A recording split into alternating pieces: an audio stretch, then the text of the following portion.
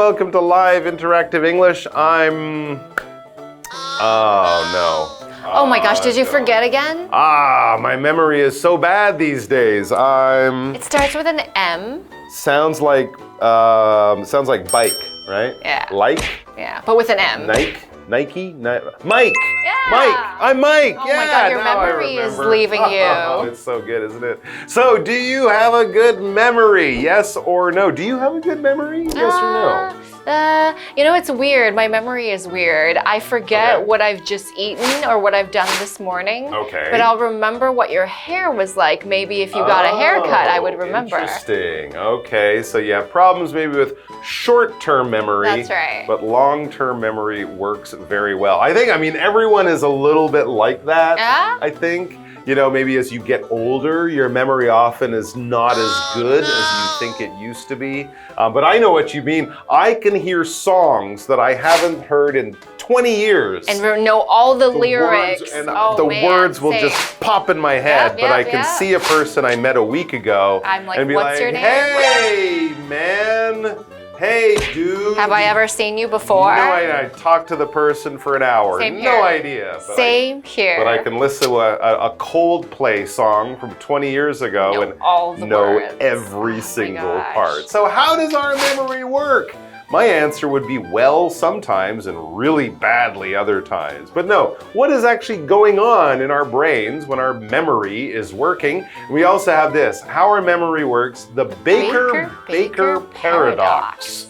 That's strange. We have a big B like a person's name was Baker, and then a little b like that was their job. They worked in a bakery. Let's find out about it, and then we'll oh my gosh, we'll come back. Yeah. We'll come back.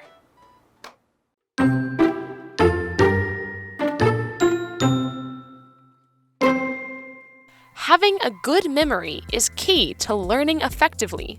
But if you've ever struggled to remember information even after reading your notes repeatedly, then perhaps you're not studying correctly.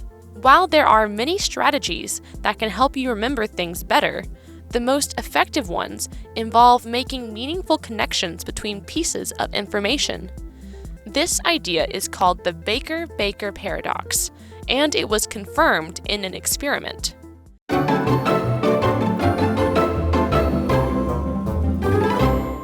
All right, how our memory works, the Baker paradox. Ooh. Let's find out all about this. It says having a good memory is key to learning effectively. That's very true. That is very true. Memorizing stuff in school. When you're studying at school, you're studying to remember this stuff. Very few teachers let you write the answers on your hand and go in and just do your test like that, right? So you gotta remember stuff, and that way you can remember stuff, and that way you can know stuff, and that way you can get an education. But if you've ever struggled to remember information even after reading your notes repeatedly, then perhaps you're not studying correctly. There's a way to do it. And this sounds like a very useful article. So yeah, sometimes you do that, right? You read the same couple of pages in one of your books. Maybe you read it 2 or 3 times. And you're like, what? But the next morning or a few hours later, you're like, oh, what did I read today on those pages? I have no idea. That information went in one part of my brain and immediately left another part, so I don't remember. That's right. Information are facts. This is facts, truth, things you have to learn for school or things you want to find out. Anything can be information. In short, we'd say info. Can you give me some info on this? It's like, can you tell me about it? Any fact, anything you can tell me about or learn. And information is used in school, used for cases, for details, for talking to people. We need it everywhere for everything. She gathered all the necessary information before she made a decision. All the facts related to her decision, all the people, places, and things she has to learn about, all of this is information. Okay, so next sentence in the article says, while there are many strategies that can help you remember things better, the most effective ones involve making meaningful connections between pieces of information. That's very true. I remember thinking, oh, this person is, and then I have to connect their name to what they look like, and then I'm like, okay, I can remember, otherwise I cannot remember their name. All right, so we're learning different ways, different tips or tricks in order to make your memory better so that you remember things. Yeah, and when we talk about how to do something, by giving you advice, by teaching you how to do it, by giving you tips and tricks and advice, we're working on a strategy. A strategy is basically how you do something, all right? So you have a goal. Now, how do we reach that goal? Well, we could do it this way. We could do it this way. We could do it another way. We can have different strategies, all right? So if you have to be at the airport early in the morning, well, you could go there late the night before and just sleep at the airport.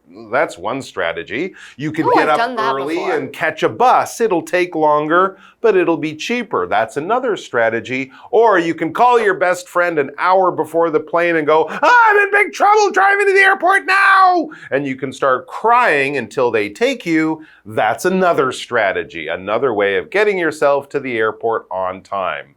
I would pick number 2. I'd probably pick 3. Really? Yeah. Scream and cry? Okay. Yeah. Back to the word, we have a strategy in our sentence. The company developed a new strategy to increase sales. They are trying a different way to get to the goal of selling more stuff. Okay, and we're talking about the next word here is connection. Connection is bringing two things together. So we can talk about connection like an internet connection, you know, like, oh, I don't have Wi-Fi signal, my connection is bad. Or we can talk about the connection between two people. Oh, we have a good relationship, that's a connection. Or in this case, we're talking about the connection between pieces of information, like, oh, she was wearing red, and so, therefore, oh, what was her name? Oh, her name was Rose, because red rose. Okay, that is a connection and a strategy that helps you remember something.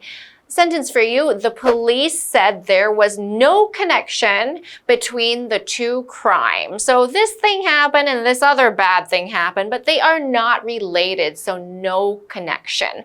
Back to the article, we're talking about connection. This idea is called the Baker-Baker paradox, and it was confirmed in an experiment. So a group of scientists, these are sociologists or psychologists, they did an experiment to develop a theory, and they confirmed this idea. Okay. That's right. Scientists do experiments. They test out their ideas.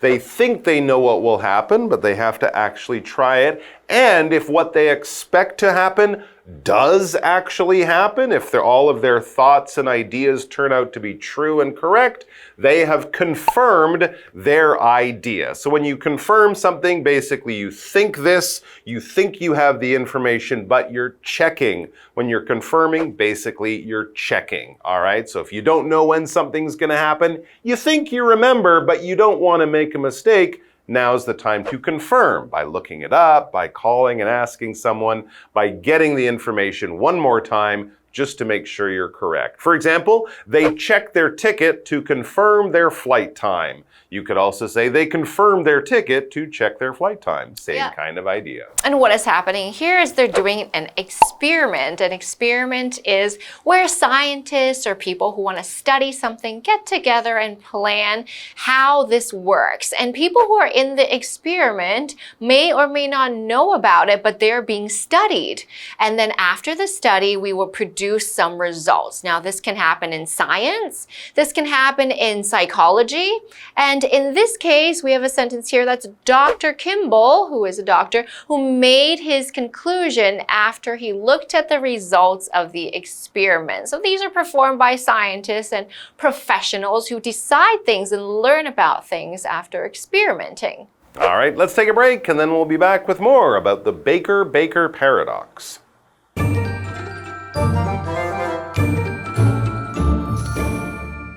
Hello， 大家好，我是 Hanny。今天的课程是关于记忆力的运作方式。那我们会介绍 The Baker-Baker Paradox， 贝克面包师悖论。好，第一个 baker 它的字首大写，这指的是贝克这个姓氏。那第二个 baker 小写，它指的就是烘焙师傅、面包师、面包糕点师。那么 paradox 这个名词则是指悖论或是自相矛盾的意思。课文提到说拥有好的记忆力是有效学习的关键。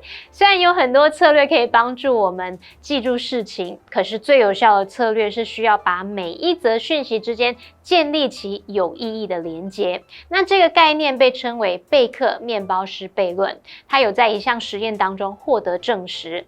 Rainbow 老师提到说，做这项实验的科学家有可能是心理学家，老师说的 psychologist 就是心理学家。那老师还有提到这个 sociologist 则是指社会学家。再看到课文单字 information， 它表示讯息资讯。那么如果说 info info 则是它的非正式说法。再看到 strategy， 它表示策略战略。那么 connection 表示连结关联。Confirm 是动词，它表示证实或是确认。再来 experiment， 它表示实验或是试验，它是可数名词。好，那么接下来课文中。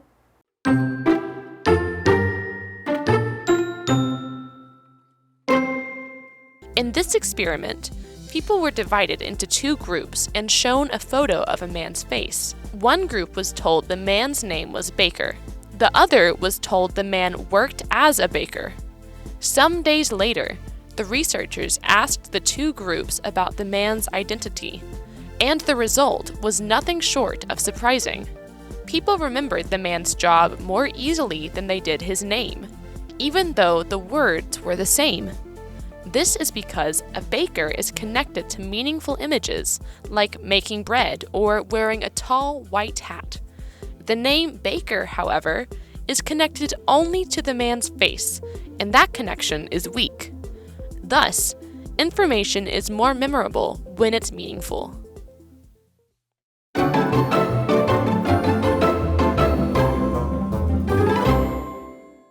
All right, we are back learning how to improve our memory with the Baker-Baker paradox. Well, so far we don't know much about this except it was an experiment thought up by some scientists. So let's find out more.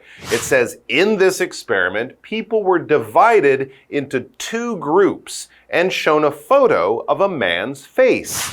All right, so they're testing out people. They put them into two groups so they can see what information they get and see if what they learn is the same with these two groups. One group was told the man's name was Baker. All right, so they're shown a picture of a man and they're told this is Mr. Baker or he is John Baker or something like that. That's his name. The other was told the man worked as a baker. Oh, okay, I can see how this would be a good idea because a baker is someone who works making bread and cakes and pies in a bakery. But yes, in English, both the job baker and the family name Baker are both pretty common. They're both pretty, normal. So this wouldn't seem strange. If they said this man is a bus driver and his name is Mr. Bus Driver, I think the people would be confused because that's a strange name. But Baker's It's a real last name. Totally normal. Yes. Some days later, the researchers asked the two groups about the man's identity, and the result was nothing short of surprising. Really? So they let a few days go by. Often your memory gets bad after a few days, especially if the information isn't that important, you think, right? So who did better? The people thought of the man as a baker. That's his job, or the people who just like, oh, it was Mr. Baker, that was his name. It says people remembered the man's job more easily than they did his name, even though the words were the same. So when they asked the people who were told his job, they all remember, oh yeah, he's a baker. Interesting. When they were to ask the people who were told the man's name, they said, oh, it's Mr. Baylor. What was his name? They couldn't quite remember. This is because a baker the job, is connected to meaningful images like making bread or wearing a tall white hat and being covered in flour. That's right. You can picture the job and the person as a baker. The name baker, however, is connected only to the man's face. And that connection is weak. Yeah, like I wouldn't see a person and think he's Mr. Baker. Unless maybe he was dressed like that or he was a baker. Or maybe you have someone in your family named Baker. Oh, yeah, that that's would right. make it easier, but for most of us, you're right. It's just a guy with a name. It's a random name.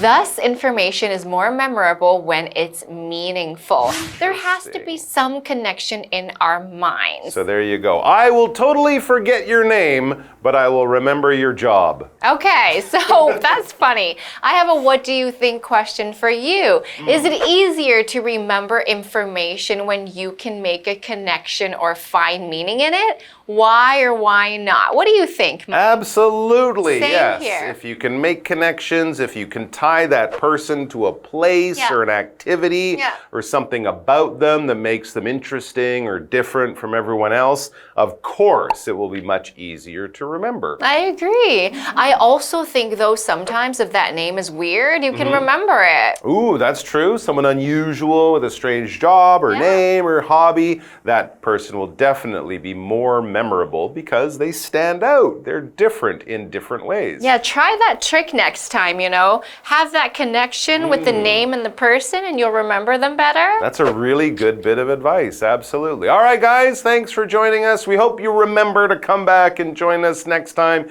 You don't need to remember our names. It's okay, we'll tell you. Just remember to come back here and we'll see you soon. Until then, bye-bye. Bye.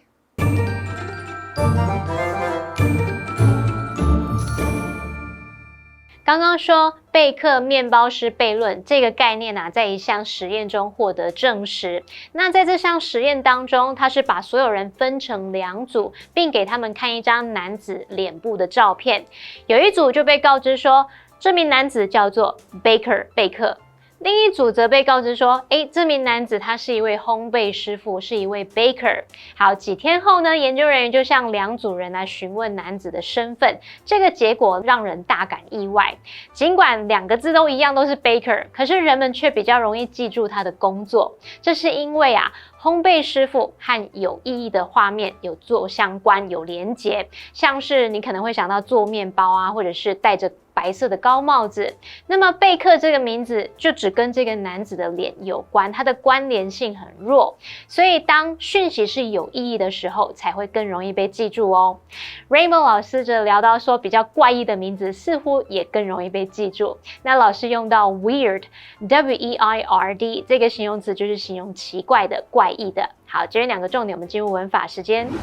好，我们来看第一个重点是 be nothing short of 点点点是表达极其怎么样，非常怎么样，简直就是怎么样怎么样。那这个片语后面可以接名词或形容词，用来强调某事物的特质。举例来说 ，Their performance was nothing short of amazing。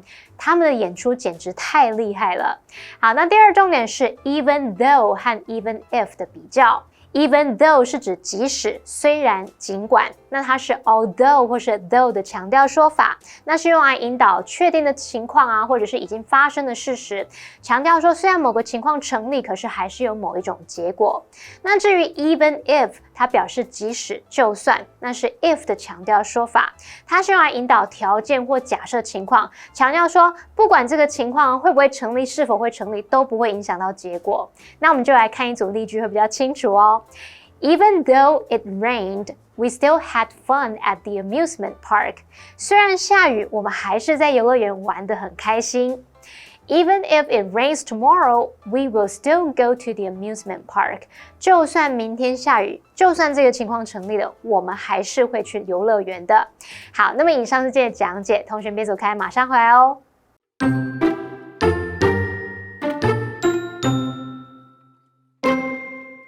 Having a good memory is key to learning effectively.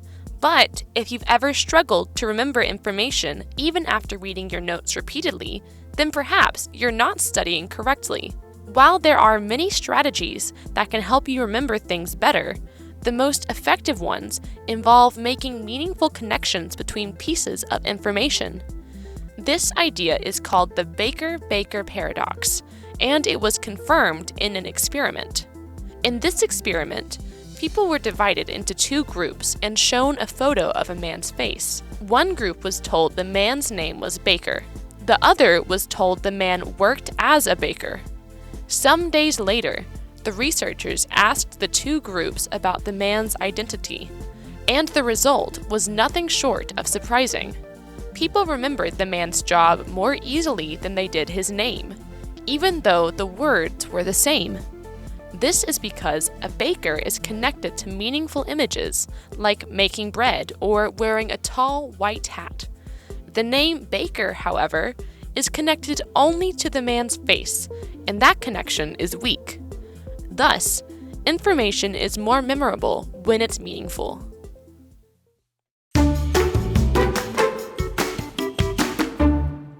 Today, we're going to talk about a very special project that launched in Chiayi in 2020, and it's called the Old House Facelift.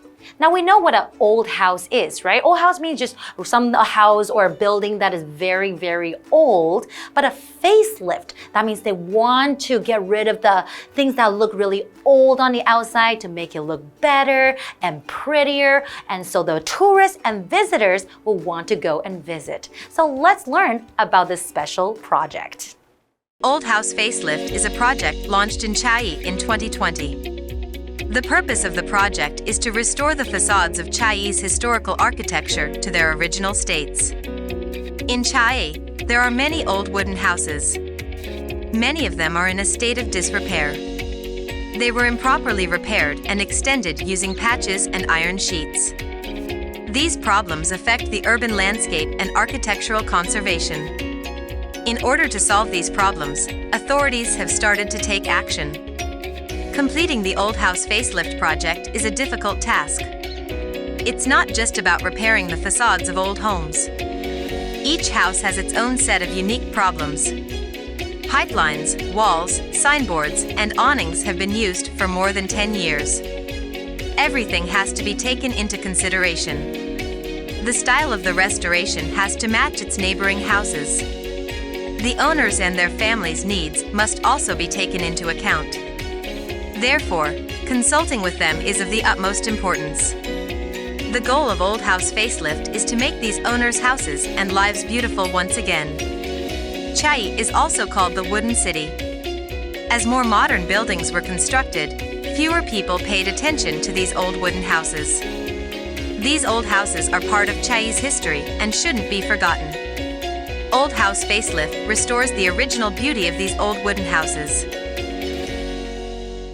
I love the idea of restoring the original beauty of the old houses and turn it into something more beautiful, more modern to attract the visitors and tourists. So I certainly want to visit in the future. And I hope you guys will visit too. So this is all the time we have for today, and we'll see you guys next time. Bye-bye.